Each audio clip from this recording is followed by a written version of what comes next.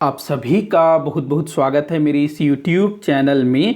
भारतीय इतिहास से संबंधित 50 महत्वपूर्ण प्रश्नों पर हम लोग डिस्कशन करेंगे। ये जितने भी क्वेश्चन मैंने यहाँ पर शामिल किए हैं ना, सारे इंपॉर्टेंट है, जो कि आपके किसी भी एग्जाम में काम आ सकता है। तो हम लोग वीडियो को स्टार्ट करते हैं। तो क्वेश्चन जो है वन लाइनर है, मतलब कि मैंने कोई भी ऑप्शन नहीं दिया है, सीधा मैं आंसर बताता चलूंगा। पहला क्वेश्चन है, बहिष्कृत भारत एवं मूक नायक पत्रिका किसने शुरू की थी? तो देखो, बहिष्कृत भारत और मूक नायक, इन दोनों पत्रिकाओं के प्रकाशक थे, संपादक थे भीमराव अंबेडकर, बाबा साहेब अंबेडकर। बहिष्कृत भारत नाम से ही पता चल रहा है कि दलितों के लिए होगा। मूक नायक मतलब जो दलित, जिनको बिल्कुल मूक बना दिया गया था ना, तो अंबेडकर जी के द्वारा। अगला क्वेश्चन है, सविनय अवज्ञा आंदोलन के समय किस स्थान पर सेना ने सत्याग्रहियों पर गोली चलाने से मना किया था? तो भाई ये पेशावर में हुआ था। सविनय अवज्ञा 1930 में गांधी जी ने शुरू किया था ना, नमक कानून उल्लंघन के साथ। तो जो पश्चिमोत्तर सीमा प्रांत है वहीं पर पेशावर आता है। पेशावर नामक स्थान जो कि अभी पाकिस्तान में है, उस समय पश्चिमोत्तर सीमा प्रांत के अंतर्गत आता था, जो कि ब्रिटिश भारत का एक अंग हुआ करता था। तो यहाँ पर जो पश्चिमोत्तर सीमा प्रांत है, यहाँ पर एक लीडर थे, एक नेता थे, खान अब्दुल गफ्फार खां, जो कि एक बहुत बड़े गांधीवादी थे। गांधी जी के हिसाब से चलते थे, गांधी जी के सिद्धांतों को फॉलो करते थे। तो उन्होंने जो है यहाँ पर सत्याग्रह किया और उन्हीं के नेतृत्व में इस पूरे क्षेत्र में आंदोलन चला। तो पेशावर में जब सत्याग्रह हो रहा था, सत्याग्रही जो है आंदोलन कर रहे थे, तो उस समय ब्रिटिश सरकार द्वारा, जो भी ब्रिटिश अधिकारी था, पुलिस अधिकारी, उसने जो है गढ़वाल रेजिमेंट, जो कि भारतीय सिपाही थे गढ़वाल रेजिमेंट में, तो उन सिपाहियों को जो है सत्याग्रहियों पर गोली चलाने का आदेश दिया जाता है। लेकिन चंद्र सिंह गढ़वाली के नेतृत्व में सैनिकों ने भीड़ पर गोली चलाने से मना कर दिया। उनका कहना था कि ये लोग निहत्थे हैं, इनके ऊपर हम क्यों गोलियां चलाएंगे। तो वहाँ उन्होंने जो है गोली चलाने से मना किया था। गढ़वाल रेजिमेंट, ये भी ध्यान रखेंगे, चंद्र सिंह गढ़वाली। अगला क्वेश्चन है, 1857 के क्रांति के समय तत्कालीन भारत के गवर्नर जनरल लॉर्ड कैनिंग ने किस स्थान को आपातकालीन मुख्यालय घोषित किया था? तो इलाहाबाद को आपातकालीन मुख्यालय घोषित किया था। इस समय ब्रिटिश भारत की राजधानी कौन थी? तो वो थी भाई कलकत्ता। तो जो कलकत्ता था वो बंगाल में है, जबकि 1857 की क्रांति जो है उत्तर भारत में, दिल्ली, उत्तर प्रदेश, बिहार, इस तरफ जो है बहुत ज़्यादा उग्र थी। तो इसने क्या किया, लॉर्ड कैनिंग ने, इसने जो है इलाहाबाद, जो कि इस क्षेत्र में सेंटर में होता है, तो इलाहाबाद को जो है आपातकालीन मुख्यालय या फिर हम लोग आपातकालीन राजधानी भी बोल सकते हैं, जहां से ये सब कुछ हैंडल कर रहा था। अगला क्वेश्चन है, भारत के अधिकांश राजाओं ने भारतीय उपमहाद्वीप में अपने साम्राज्य का प्रसार किया, इसका अपवाद कौन है? देखो, चाहे मौर्य शासक हों, चाहे गुप्त शासक हों, या फिर मुगल हों, दिल्ली सल्तनत के सुल्तान हों, अधिकतर भारतीय शासकों ने भारतीय उपमहाद्वीप, मतलब कि जैसे पाकिस्तान हो गया, बांग्लादेश हो गया, ये पूरा जो है भारतीय उपमहाद्वीप के अंतर्गत आते हैं ना, तो यहीं पर अपने साम्राज्य का विस्तार किया था अधिकतर राजाओं ने। लेकिन एक ऐसा राजवंश हुआ जो कि भारतीय उपमहाद्वीप के बाहर सागर को पार करके पश्चिम, जो दक्षिण पश्चिम में जो द्वीप है ना, जो क्या कहते हैं, जो ये जो इंडोनेशिया हो गया, ये सब जो द्वीप है उस तरफ के द्वीपों पर अधिकार किया था। तो ये कौन सा राजवंश था भाई? चोल राजवंश। चोल शासकों ने ना भारतीय उपमहाद्वीप के बाहर अपने साम्राज्य का विस्तार किया, समुद्र को लांघ करके वो गए थे। अगला क्वेश्चन है, दिल्ली सल्तनत का कौन सा सुल्तान हिंदुओं के त्योहारों में भी सम्मिलित होता था? तो ये था भाई मोहम्मद बिन तुगलक। देखो, मोहम्मद बिन तुगलक ये बहुत ज़्यादा पढ़ा लिखा था और ये धार्मिक रूप से बहुत ज़्यादा सहिष्णु था, सभी धर्मों को समान मानता था। और साथ ही साथ ना इसने उस समय सुधार लाने के लिए काफ़ी कुछ नई योजनाएं शुरू की, लेकिन दुर्भाग्य से वो सब असफल रही। इसी कारण इतिहासकार इसको पागल सुल्तान भी बोलते हैं। तो मोहम्मद बिन तुगलक जो है हिंदुओं के त्योहारों में सम्मिलित होता था। अगला क्वेश्चन है, जिया तरंग आंदोलन कहाँ संचालित हुआ था? तो भाई ये नागालैंड में संचालित हुआ था। सविनय अवज्ञा आंदोलन के समय रानी गोडनिल्लू रानी गोडनल्यू, ये जो है 13 वर्ष की एक बालिका थी जो कि वहाँ के लीडर की बहन थी। उस लीडर की हत्या कर दी जाती है, तब इसने लीडरशिप किया था और अंग्रेजों ने जो है इसको जेल में डाल दिया था। बाद में जवाहरलाल नेहरू ने इनको जो है रानी की उपाधि दी। अगला क्वेश्चन है, वह ब्रिटिश वायसराय कौन था जो बिना जूता उतारे अमृतसर के स्वर्ण मंदिर में प्रवेश किया था? तो भाई जॉन लॉरेंस अमृतसर में ना बिना जूता उतारे स्वर्ण मंदिर में घुस गया था ये। अगला क्वेश्चन है, कोलकाता कलकत्ता में हिंदू कॉलेज की स्थापना किसके प्रयासों से हुई थी? तो राजा राममोहन राय ने 1817 में कलकत्ता में हिंदू कॉलेज की स्थापना की थी और इसी हिंदू कॉलेज से 19वीं शताब्दी के बहुत सारे जो बुद्धिजीवी लोग थे या फिर कहना चाहिए सुधारक, वो इसी कॉलेज से निकले थे पढ़ के। अगला क्वेश्चन है, ब्रिटिश हाउस ऑफ कॉमन्स का चुनाव लड़ने वाले पहले भारतीय कौन थे? भाई पहले भारतीय कौन थे जिन्होंने ब्रिटिश हाउस ऑफ कॉमन्स मतलब कि ब्रिटेन की जो संसद है ना उसका चुनाव लड़ा था? तो कौन थे भाई ये? व्योमेश चंद्र बनर्जी, WC बनर्जी, जिन्होंने 1885 में भारतीय राष्ट्रीय कांग्रेस के प्रथम अधिवेशन की अध्यक्षता की थी। तो ये पहले भारतीय थे जिन्होंने ब्रिटिश हाउस ऑफ कॉमन्स का चुनाव लड़ा, लेकिन दुर्भाग्य से ये जीत नहीं सके, हार गए थे।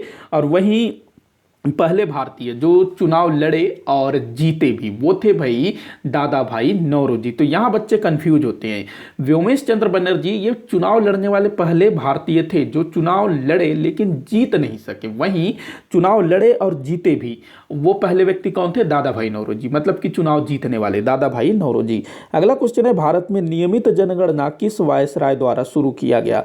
तो लॉर्ड रिपन के समय 1881 में पहली बार नियमित जनगणना शुरू किया गया। इसके पहले ही लगभग 9 वर्ष पहले 1872 में लॉर्ड मेयो ने भारत में जनगणना शुरू की थी, लेकिन वो नियमित नहीं था।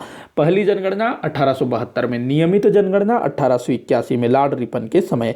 अगला क्वेश्चन है, दिल्ली की स्थापना किसने की थी? तो भाई तोमर वंश के शासक अनंत पाल तोमर ने दिल्ली की स्थापना की थी। बाद में फिर जो अपने क्या कहते हैं पृथ्वीराज चौहान, उन्होंने जो है तोमर शासकों से दिल्ली को छीन लिया था।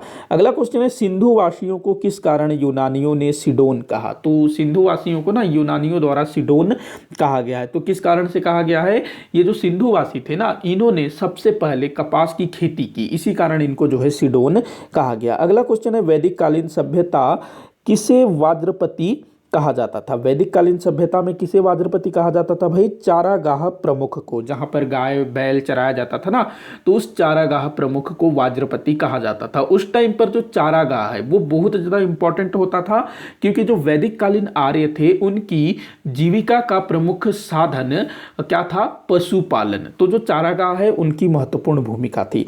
अगला क्वेश्चन है, कौन सा यज्ञ सम्राट पद धारण करने पर किया जाता था? तो राजसूय यज्ञ। राजसूय यज्ञ जो है सम्राट पद धारण करने पर राजा द्वारा किया जाता था। अगला क्वेश्चन है, द्वितीय जैन संगीति का आयोजन कहाँ किया गया था? तो द्वितीय जैन संगीति का आयोजन हुआ था गुजरात के वल्लभी में 512 ईस्वी में, और इस अधिवेशन की अध्यक्षता की थी देवादीह क्षमा श्रवण ने। प्रथम जैन संगीति कब हुआ था? तो लगभग चंद्रगुप्त मौर्य के समय में हुआ था ना, पाटलिपुत्र में, उसको भी ध्यान रखना। अगला क्वेश्चन है, गौतम बुद्ध की प्रतिमा सर्वप्रथम किस शैली में निर्मित की गई थी? तो मथुरा शैली में सर्वप्रथम कुषाण काल में महात्मा बुद्ध की प्रतिमा तैयार की गई। कब? कुषाण काल में, मथुरा शैली में। अगला क्वेश्चन है, सिकंदर के गुरु कौन थे? सिकंदर अलेक्जेंडर, जिसने भारत पर अटैक किया था ना 326 ईसा पूर्व वितस्ता का युद्ध पूरस के साथ।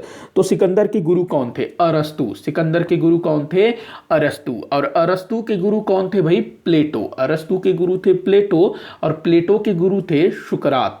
तो सुकरात का शिष्य हुआ प्लेटो, प्लेटो का शिष्य हुआ अरस्तु, अरस्तु का शिष्य हुआ सिकंदर। ऐसे ध्यान रखेंगे। अरस्तु जो है सिकंदर के साथ भारत भी आया था, ऐसा कहा जाता है। अगला क्वेश्चन है, किस बौद्ध संगति के पश्चात बौद्ध धर्म के प्रचार प्रसार हेतु भारत के बाहर बौद्ध धर्म प्रचारक भेजे गए? तो तृतीय बौद्ध संगति के बाद, जो कि सम्राट अशोक के समय हुआ था ना, तृतीय बौद्ध संगति पाटलिपुत्र में, तो इसी के बाद जो है बौद्ध धर्म के लिए, बौद्ध धर्म के प्रचार प्रसार के लिए बौद्ध प्रचारक बाहर भेजे गए अशोक के द्वारा। तो ये तृतीय बौद्ध संगीति के पश्चात। अगला क्वेश्चन है, मौर्य काल में सीता अध्यक्ष किस विभाग का प्रमुख अधिकारी होता था? सीता अध्यक्ष, तो ये राजकीय कृषि विभाग का प्रमुख अधिकारी सीता अध्यक्ष कहलाता था। अगला क्वेश्चन है, मौर्य काल में गुण पुरुष कौन कहलाते थे? तो गुप्तचरों को गुण पुरुष कहा जाता था मौर्य काल में। गुण पुरुष किनको कहते थे भाई? गुप्तचरों को। अगला क्वेश्चन है, चंद्रगुप्त मौर्य द्वारा बनवाए गए सुदर्शन झील में किसने नहर का निर्माण करवाया? तो ये भाई सम्राट अशोक द्वारा अपने सामंत, जो इसका जो सामंत जो उस क्षेत्र में सौराष्ट्र क्षेत्र का जो प्रांतपति था तुहरा वास्प, उसको ऑर्डर दिया था अशोक ने इस सुदर्शन झील में नहर बनवाने के लिए। अगला क्वेश्चन है, वृहत संहिता की रचना किसने की थी? भाई वराह मिहिर ने वृहत संहिता की रचना की थी। ये गुप्त वंश से संबंधित माना जाता है, गुप्त काल से, वंश से नहीं गुप्त काल से। अगला क्वेश्चन है, भारत में सर्वाधिक शुद्ध सोने का सिक्का किन शासकों द्वारा जारी किया गया था? तो शुद्ध सोने के सिक्के किसने जारी किए थे? कुषाण शासकों ने। वहीं संख्या में सर्वाधिक सोने के सिक्के किसने जारी किए थे? तो गुप्त शासकों ने। वहीं अगर आपसे ये पूछा जाए कि भारत में सर्वप्रथम किन्होंने सोने के सिक्के सबसे पहले जारी किया, तो हिंद यवन शासकों ने सबसे पहले भारत में सोने के सिक्के जारी किए। अगला क्वेश्चन है, विशिष्ट द्वैतवाद के प्रतिपादक कौन थे? तो भाई रामानुजाचार्य विशिष्ट द्वैतवाद के प्रतिपादक थे। राम जी विशिष्ट हैं, ऐसे आप लोग ध्यान रखना। अगला क्वेश्चन है, शक संवत की शुरुआत कब और किसने की थी? शक संवत की शुरुआत ना 78 ईस्वी में कुषाण शासक कनिष्क द्वारा किया गया था। 78 ईस्वी में कुषाण शासक कनिष्क ने शक संवत की शुरुआत की थी। वहीं जो विक्रम संवत है वो हुआ था 58 ईसा पूर्व में। अगला क्वेश्चन है, किस मुगल बादशाह का मकबरा वर्तमान समय में पाकिस्तान में स्थित है? तो किस मुगल बादशाह का मकबरा पाकिस्तान में है भाई? तो जहांगीर। जहांगीर का मकबरा जो है पाकिस्तान के लाहौर में शाहदरा नामक स्थान पर है। वहीं जो बाबर का तो भाई अफगानिस्तान के काबुल में है। अगला क्वेश्चन है, किसने हुमायूं नामा लिखा था? हुमायूं नामा किसने लिखा था? हुमायूं की बहन थी गुलबदन बेगम, जिसने हुमायूं नामा की रचना की थी। इस हुमायूं नामा में ना बाबर और हुमायूं का वर्णन मिलता है। अगला क्वेश्चन है, शेख सलीम चिश्ती का मकबरा कहाँ स्थित है? तो ये फतेहपुर सीकरी में स्थित है शेख सलीम चिश्ती का मकबरा, जो कि अकबर द्वारा बनवाया गया था। अकबर जो है शेख सलीम चिश्ती का बहुत बड़ा भक्त था और शेख सलीम चिश्ती के आशीर्वाद से ही अकबर के पुत्र सलीम का जन्म हुआ, जो आगे चल करके जहांगीर नाम से शासक बना। अगला क्वेश्चन है, किस मुगल बादशाह ने है, ये माफी चाहूंगा हनी नहीं है, ने है, ये जो है ना ने है, किस मुगल बादशाह ने सती प्रथा पर प्रतिबंध लगाने का प्रयास किया था? तो अकबर ने जो है सती प्रथा पर प्रतिबंध लगाने का प्रयास किया था। अगला क्वेश्चन है, तुगलकाबाद नामक नगर की स्थापना किसने की थी? तुगलकाबाद, तो तुगलकाबाद नामक नगर की स्थापना किसने की थी भाई? गयासुद्दीन तुगलक ने। गयासुद्दीन तुगलक जो कि तुगलक वंश का संस्थापक था। अगला क्वेश्चन है, दिल्ली सल्तनत के किस सुल्तान की हत्या उसके ही भतीजे ने धोखे से कर दिया था? तो ये ना किसने किया था? जलालुद्दीन खिलजी ने। ये यहाँ नहीं आना था, मिस्टेक से आ गया है। तो जलालुद्दीन खिलजी ने मतलब जलालुद्दीन खिलजी की हत्या उसके भतीजे अलाउद्दीन खिलजी ने कर दी थी 1296 में। अलाउद्दीन खिलजी ने धोखे से अपने चाचा और साथ ही साथ अपने ससुर जलालुद्दीन खिलजी की हत्या कर दी। अगला क्वेश्चन है, शेरशाह सूरी को किसने शेरशाह की उपाधि दी? तो ये थे भाई बिहार के शासक बहार खां। जो शेरशाह सूरी था ना, इसका असली नाम था फरीद खां। फरीद खां, तो जो फरीद खां है वो एक शेर को ना तलवार के एक ही वार में मार देता है। तो जो बहार खां था उसने शेर खां की उपाधि दी, ध्यान रखेंगे, शेर खां, फिर बाद में ये शेर शाह हो गया। अगला क्वेश्चन है, पानीपत का तृतीय युद्ध कब हुआ था? तो पानीपत का तीसरा युद्ध 14 जनवरी 1761 में लड़ा गया था अहमद शाह अब्दाली और किनके मध्य भाई? मराठों के मध्य। अगला क्वेश्चन है, किस राजा के दरबार में अष्टदिग्गज रहा करते थे? किस राजा के दरबार में अष्टदिग्गज रहते थे? तो विजयनगर साम्राज्य के तुलु वंश के शासक कृष्णदेवराय के दरबार में। अगला क्वेश्चन है, उत्तर मुगल कालीन किस बादशाह को घृणित कायर कहा जाता था? तो फर्रुखसियर को घृणित कायर कहा जाता था। फर्रुखसियर को क्या बोलते थे? घृणित कायर। अगला क्वेश्चन है, पुर्तगालियों ने भारत के किस स्थान पर अपनी पहली कोठी स्थापित की? मतलब कि इन्होंने सबसे पहली फैक्ट्री कहाँ लगाई? तो कोच्चि, जो केरल में ना कोच्चि, वहां पर अपनी पहली फैक्ट्री स्थापित की। और अंग्रेजों ने कहाँ स्थापित की? तो भाई सूरत में। अंग्रेजों ने और फ्रांसीसियों ने, दोनों ने ही जो है सूरत में अपनी पहली कोठी स्थापित की। अगला क्वेश्चन है, सातारा का अगला क्वेश्चन है, फ्रांसीसी ईस्ट इंडिया कंपनी का भारत में आगमन किस वर्ष हुआ? तो 1664 में आई थी फ्रांसीसी ईस्ट इंडिया कंपनी, सबसे आखिर में आने वाली थी, ये सबसे आखिर में आई थी। अगला क्वेश्चन है, सातारा का ब्रिटिश साम्राज्य में विलय किस नीति के तहत हुआ था? सातारा जो कि मराठा छत्रपति यहाँ पर शासन करते थे, छत्रपति शिवाजी महाराज के उत्तराधिकारी, तो डलहौजी की हड़प नीति के तहत 1848 में सातारा को ब्रिटिश क्षेत्र में मिला लिया गया था। और डलहौजी के हड़प नीति के तहत ब्रिटिश साम्राज्य में विलय किया जाने वाला पहला राज्य सातारा ही था। ये भी काफी बार पूछा गया है। अगला क्वेश्चन है, बक्सर के युद्ध में ब्रिटिश सेना का नेतृत्व किसने किया था? तो भाई कैप्टन मुनरो, इसने नेतृत्व किया था। और दूसरी तरफ कौन थे? तो मीर कासिम, जो बंगाल का नवाब था, अवध का नवाब शुजाउद्दौला, मुगल बादशाह शाह आलम, ये तीनों जो है दूसरी तरफ थे और एक तरफ थे अंग्रेज। अगला क्वेश्चन है, पानीपत के तृतीय युद्ध को किसने प्रत्यक्ष देखने का दावा किया था? तो काशीराज पंडित, इसने दावा किया कि उसने पानीपत के तीसरे युद्ध को प्रत्यक्ष देखा। अगला क्वेश्चन है, किसे है, ये माफी चाहूंगा, ये किसे है, किसी नहीं है, किसे बिहार का गांधी कहा जाता है? तो डॉक्टर राजेंद्र प्रसाद को बिहार का गांधी कहा जाता है। छत्तीसगढ़ का गांधी किन्हें कहा जाता है भाई? तो पंडित सुंदरलाल शर्मा जी को। अगला क्वेश्चन है, प्रेस का मुक्तिदाता किस गवर्नर जनरल को कहा जाता है? तो चार्ल्स मैटकॉफ, जो 1835 में भारत के गवर्नर जनरल था ना, तो चार्ल्स मैटकॉफ को क्या कहा जाता है? प्रेस का मुक्तिदाता। प्रेस पर लगे प्रतिबंधों को हटाया था इसने। अगला क्वेश्चन है, अधिकांश, ये बहुत नहीं है, माफी चाहूंगा, मिस्टेक कर गया मैंने इसमें, यहाँ ये बौद्ध है। अधिकांश बौद्ध साहित्य किस भाषा में रचा गया था? अधिकांश बौद्ध साहित्य किस भाषा में रचा गया था? तो भाई पाली भाषा में रचा गया था। अधिकांश बौद्ध साहित्य जो है पाली भाषा में रचा गया था। वहीं जो जैन साहित्य है ना, जैन धर्म से संबंधित, वो अधिकतर अर्धमागधी भाषा में लिखा गया था। ध्यान रखेंगे इस चीज को। अगला क्वेश्चन है, मोहम्मद गोरी ने चंदावर के युद्ध में किसे पराजित किया था? तो कन्नौज के राजा जयचंद को पराजित किया था इस चंदावर के युद्ध में, जो कि 1194 में लड़ा गया था। अगला क्वेश्चन है, नादिर शाह का आक्रमण कब हुआ था? तो भाई 1739 में नादिर शाह ने भारत पर आक्रमण किया। इस समय मुगल बादशाह था मोहम्मद शाह रंगीला। अगला क्वेश्चन है, सम्राट हर्षवर्धन के समकालीन शासक कौन थे? तो सम्राट हर्षवर्धन जो कि 7वीं शताब्दी के आरंभिक दशकों में उत्तर भारत के शासक थे। तो इनके समय में ना दक्षिण में थे नरसिंह वर्मन प्रथम, जो पल्लव वंश के शासक थे। वहीं दक्कन में वहां थे चालुक्य वंश के पुलकेशिन द्वितीय। अगला क्वेश्चन है, भारतीय राष्ट्रीय कांग्रेस का प्रथम अधिवेशन जो गांव में हुआ था? तो फैजपुर जो कि महाराष्ट्र में है, ये हुआ था 1937 में फैजपुर अधिवेशन। इसकी अध्यक्षता की थी पंडित जवाहरलाल नेहरू ने।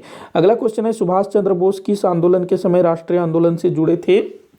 तो असहयोग आंदोलन के समय सुभाष चंद्र बोस ने आईसीएस की परीक्षा उत्तीर्ण की थी और कलेक्टर बनने वाले थे, लेकिन इन्होंने जो है गांधी जी से प्रभावित होकर के कलेक्टर के पद को त्याग दिया और राष्ट्रीय आंदोलन में कूद पड़े असहयोग आंदोलन के समय।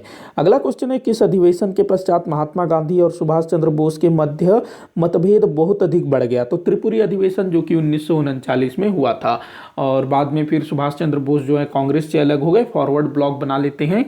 अगला क्वेश्चन है, इस वीडियो का आखिरी क्वेश्चन है, भारत सरकार अधिनियम 1935 के तहत कितने प्रांतों में विधानसभा के साथ विधान परिषद भी गठित किया गया? तो देखो 11 प्रांत थे उस समय, तो सभी 11 प्रांतों में विधानसभा गठित किया गया और साथ ही 5 प्रांतों में विधानसभा के साथ साथ विधान परिषद गठित किए गए। ये प्रांत कौन कौन थे भाई?